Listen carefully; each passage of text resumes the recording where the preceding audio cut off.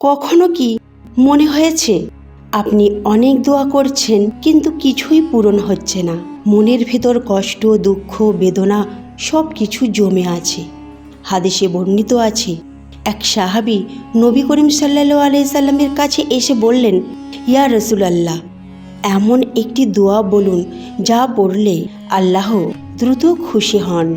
নবীজি সাল্লাল্লাহু আলাইহি ওয়াসাল্লাম মৃদু হাসলেন, তারপর বললেন, তুমি বলো, ইয়া জালজালালি ওয়াল ইকরাম। সাহাবী অবাক হয়ে বললেন, এ দোয়ায় কী রহস্য আছে হে আল্লাহর রসুল?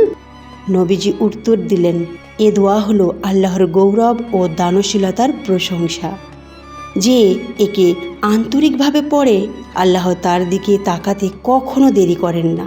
একবার মদিনায় এক আবদুল্লাহ নামে গরিব মানুষ ছিল। দিনভর কঠোর পরিশ্রম করেও তার ঘরে খাবার থাকতো না।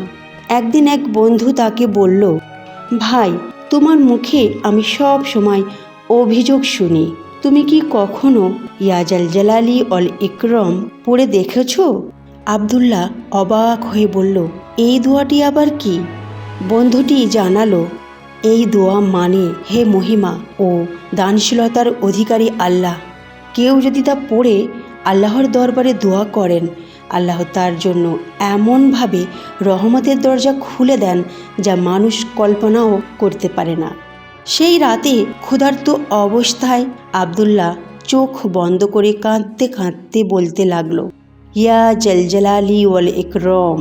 তার কণ্ঠ কাঁপছিল, চোখের পানি গড়িয়ে পড়ছিল মাটিতে। ভোরবেলায় দরজায় কড়া নাড়ার শব্দ। দরজা খুলতেই অবাক, পাশের এক ধনী ব্যবসায়ী দাঁড়িয়ে আছেন। বললেন, ভাই, আমি স্বপ্নে দেখেছি তুমি কষ্টে আছো। আল্লাহ আমাকে বললেন তোমাকে সাহায্য করতে। সেই দিন থেকে আবদুল্লাহর জীবনে আর অভাব দেখা যায়নি। তিনি সারা জীবন যেখানে যেতেন মুখে শুধু একটি দোয়া থাকত, ইয়া জালজালালি ওয়াল ইকরাম।